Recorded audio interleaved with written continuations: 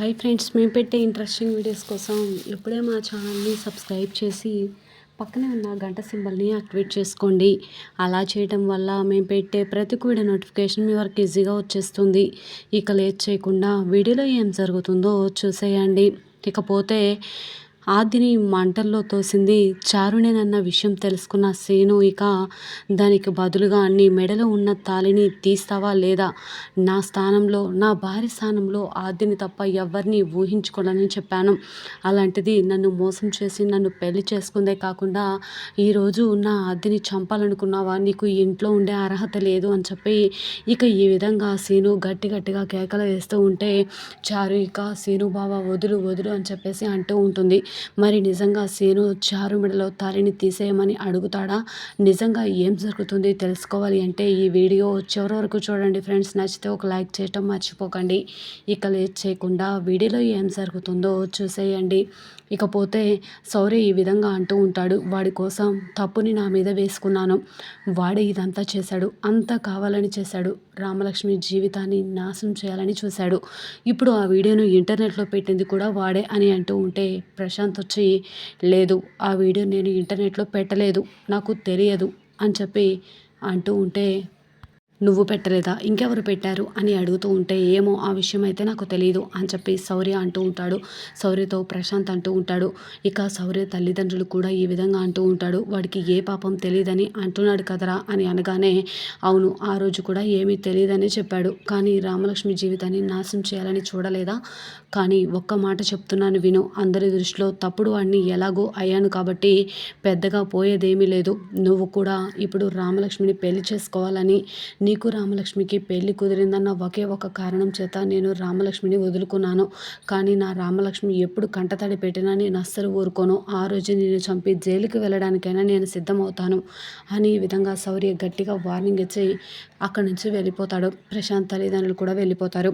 ఇకపోతే రామలక్ష్మి బాధపడుతూ ఉంటే ఆద్య ఈ విధంగా వచ్చి అంటుంది, రామ శౌర్య సార్ తప్పు చేశారు అంటే నువ్వు కూడా నమ్ముతున్నావా అనగానే, నమ్ముతున్నావా అంటే ఖచ్చితంగా నమ్మి తీరుతాను ఆద్య, ఎందుకు అంటే ఆయన నాకు మొత్తమంది ఇచ్చారు, నన్ను పాడు చేయాలని చూశారు, నా జీవితాన్ని ఎటు కాకుండా చేయాలని చూసింది ఆయనే, కళ్ళారా చూశాక కూడా నమ్మొద్దని ఎలా అంటున్నావు ఆద్య అనగానే, కళ్ళతో చూసింది కూడా ఒక్కొక్కసారి నమ్మలేకపోవచ్చు, ఒక్కొక్కసారి అబద్ధం కావచ్చు కదా రామా, అయినా శౌర్య సార్ ఎలాంటి వారో తెలిసి కూడా నువ్వు ఇలా ఎలా అపార్థం చేసుకుంటున్నావు, శౌర్య సార్ తప్పు చేశారా లేదా అని పక్క పెడితే అసలు తప్పు చేస్తారా అని ఒక్కసారి ఆలోచించు రామా అని చెప్పి ఆద్య అంటూ ఉంటే కూడా వెంటనే రామలక్ష్మి ఇలా అంటూ ఉంటుంది, లేదు ఎందుకు ఇలా మాట్లాడుతున్నావు, ఆయన నా కళ్ళ ముందే చూశాను కదా, ఆయన ఎప్పుడు కూడా నన్ను ప్రేమించానని మోసం చేశారు, ఒకప్పుడు ఇలా ఎందుకు చేశారు అని అంటూ ఉంటే, నీకు నమ్మకశక్యం కాకపోతే ఎన్నోసార్లు ఎవ్వరు లేనప్పుడు ఒంటరిగా ఆయన గదికి వెళ్ళుంటావు కదా రామా, ఎప్పుడు తప్పుగా అపార్థం చేసుకొని తప్పుగా బిహేవ్ చేయని ఆయన ఈరోజు నిన్ను లొంగ తీసుకోవాలనుకున్నారు అంటే నువ్వు ఎలా నమ్మావో నాకు అర్థం కావట్లేదు అని చెప్పి ఈ విధంగా అంటూ ఉంటుంది ఆద్య.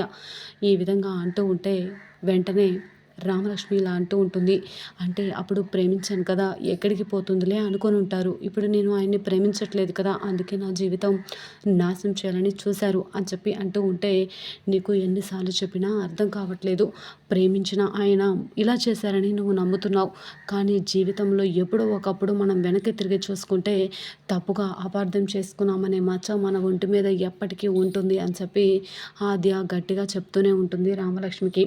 ఈలోపు అందరూ కూడా అసలు అక్కడ ఏం జరిగిందో తెలియక అప్పుడే రఘురామ్ అలాగే శివరాం ఇంటికి వస్తారు. అందరూ కూడా ఒక్కసారిగా షాక్ అయిపోయి పైకి లేచి ఈ విధంగా అడుగుతూ ఉంటారు, ఏమైంది రఘు, ఆ నీచుడిని చంపేశావా, ఆ నీచుడు అంతు చూసావా, ఇంకెప్పుడు మన రామలక్ష్మి వైపు కానీ మన ఇంటి వైపు కానీ కన్నెత్తకుండా వాడిని చంపేశావా అని అడుగుతూ ఉంటే, లేదమ్మా అని చెప్పి అంటూ ఉంటాడు. అప్పుడే గట్టిగా ఇక రామలక్ష్మి రామలక్ష్మి అని చెప్పి కేకలు వేస్తూ ఉంటే వెంటనే రామలక్ష్మి కిందికి వచ్చేస్తుంది, ఆది కూడా వస్తుంది. వెంటనే రామలక్ష్మి ఇలా రామ్మా అని చెప్పగానే రామలక్ష్మి వచ్చి, ఏంటి నాన్న చెప్పండి అని చెప్పి అంటూ ఉంటుంది.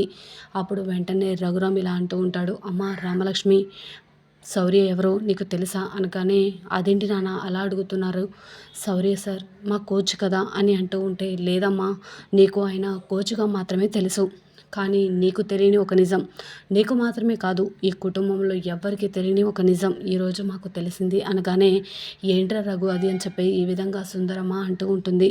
వెంటనే రఘురామ్ ఇలా అంటూ ఉంటాడు, శౌర్య ఎవరో కాదు మన ప్రశాంత్ వాళ్ళ అన్నయ్య అని చెప్పగానే అందరూ ఒక్కసారిగా షాక్ అయిపోతారు. అదేంటండి, శౌర్య ప్రశాంత్ వాళ్ళ అన్నయ్య ఏంటి అని అడుగుతూ ఉంటుంది జానకి. అవును జానకి, మేము ఆ నీచుడిని చంపాలని వాడి అంతు చూడాలని అక్కడికి వెళ్ళాం కదా, అప్పటికే శౌర్య తల్లిదండ్రులు వచ్చి మా కాళ్ళ వేళ పడి మా కొడుకుని చంపొద్దు అని చెప్పారు అని అంటూ ఉంటే, అదేంటండి మనకి ఎప్పుడు కూడా శౌర్య ప్రశాంత్ ఇద్దరు అన్నదమ్ములని, వాళ్ళకి ఇంకొక కొడుకు ఉన్నాడనే నిజాన్ని మనతో చెప్పలేదు కదా అని అంటూ ఉంటే, అవును మనతో చెప్పలేదు, కానీ ఆ రోజు ఏం జరిగిందో తెలుసా అని చెప్పి జరిగిందంతా కూడా రఘురామ్ చెప్తూ ఉంటాడు. ఏది ఏమైనా సరే ఒకప్పుడు మనం ఎంతో మంచిగా బ్రతికిన వాళ్ళం, ఈరోజు ఆ శౌర్య వల్ల మన ఇంటి పరువు పోయే స్థితికి వచ్చింది. అయినా కూడా ఆ కుటుంబం ఏమన్నారో తెలుసా అని అంటూ ఉంటే, అసలు ఎన్ని రోజులు ఇంకొక కొడుకున్నాడన్న నిజాన్ని ఎందుకు దాచారు రఘు అని చెప్పి సుందరమ్మ అడుగుతూ ఉండగా, వెంటనే ఇలా అంటూ ఉంటాడు రఘురామ్, దాయకపోతే మన కుటుంబంతో వాళ్ళకి బియ్యం అందదేమో అని భయపడినట్టున్నారు అని చెప్పి అనగానే, ఏది ఏమైనా తల్లి తండ్రి మరో పెళ్లి చేసుకున్నాడనే కక్షతోనే ఇదంతా చేసినట్టున్నాడు అని చెప్పి అంటూ ఉంటాడు రఘురామ్. ఎంతైనా వాడు తల్లి మాటని గౌరవించక ఇది చేసేవాడు మన రామలక్ష్మి గురించి ఎలా ఆలోచిస్తాడమ్మా అని చెప్పేసి ఈ విధంగా అంటూ ఉంటాడు రఘురామ్. అప్పుడు వెంటనే ఈ విధంగా ఆద్య తన మనసులో అనుకుంటూ ఉంటుంది, మీరందరూ శౌర్య సార్ని తప్పుగా అపార్థం చేసుకుంటున్నారు. శౌర్య సార్ ఎప్పుడు ఎటువంటి తప్పు చేయలేదు, రామలక్ష్మిని ఎప్పుడు కూడా అలాంటి దృష్టితో చూడలేదు అని చెప్పి చాలా మనసులో బాధపడుతూ ఉంటుంది. వెంటనే ఇక ఇంత జరిగినా కూడా ప్రశాంత్ వాళ్ళ అమ్మ నాన్న ప్రశాంత్ ఏమన్నారో తెలుసా అమ్మ, వీలైనంత త్వరగా రామలక్ష్మి పరువు గురించి, మన కుటుంబం పరువు మర్యాదలు మంటగలప ముందే తొందరలో ముహూర్తం పెట్టి పెళ్లి చేద్దామని అన్నారు అనగానే, ఆద్య రామలక్ష్మి జానకి అందరూ కూడా షాక్ అయిపోతారు. అమ్మ రామలక్ష్మి, నేను మాట ఇచ్చాను, నీకు ఎటువంటి అభ్యంతరం లేదు కదా అనగానే, రామలక్ష్మికి ఆద్య సైగ చేస్తూ వద్దు అని చెప్పమంటుంది. కానీ రామలక్ష్మి మాత్రం సరే నాన్న మీరు చెప్పినట్లే చేస్తాను అనగానే, ఆద్య వెంటనే అయితే మరి నీ చదువు, నీ కోచ్ కావాలనే ధ్యేయం అని అంటూ ఉంటే, వెంటనే హాకీ ప్లేయర్ కావాలని నీ ధ్యేయం అంటూ ఉంటే, వెంటనే ఇప్పటికే నా వల్ల కుటుంబం పరువు పోయేదాకా వచ్చింది ఆద్య, నాకు చదువు ఏది వద్దు, నేను ఇష్టంతో ఏ పని చేసినా ముందుకు పోలేదు, పరువు పోయే వరకు వచ్చింది, నాన్న నా వెంట ఉన్నంతకాలం నేను ఎటువంటి ఇబ్బందులు ఎదుర్కొనలేదు అని ఈ విధంగా అనగానే రఘురామ్ గర్వంగా ఫీల్ అవుతాడు. ఇకపోతే అసలు మంటల్లో అదిని ఎలా పడింది, మంటల్లో కావాలని ఎవరితో సరి ఏంటి కనుక్కుందామని చెప్పి సీసీటీవీ ఫుటేజ్ ద్వారా ఆద్య ఫోన్ దగ్గరికి వచ్చి ఇక సీను అడగగానే, ఫోన్ ఎందుకో అని చెప్పి అంటూ ఉంటే, ఫోను ఛార్జింగ్ పెట్టి ఉంది అని అంటూ ఉంటే, వెంటనే ఫోన్ ఛార్జింగ్ తీసుకొని పాస్వర్డ్ చెప్పమనగానే ఆద్య డప్పు అని చెప్తుంది. ఇక మెమరీస్ అన్నీ కూడా గుర్తొస్తూ ఉంటాయి సీనుకి. వెంటనే వెంటనే పద్మ దగ్గరికి వెళ్ళి నిలదీస్తాడు. పద్మ చారుని లైట్ తీయమంది, కరెంట్ తీయమంది అని ఏదో ఒకటి చెప్తూ ఉంటుంది. మరి నిజంగా ఆ రోజు ఆదిని మంటల్లో తోయాలనుకున్న చారు పరిస్థితి ఏంటి, అందరి ముందు చారుని నిలబెట్టబోతున్నాడా సీను, ఏం జరుగుతుంది?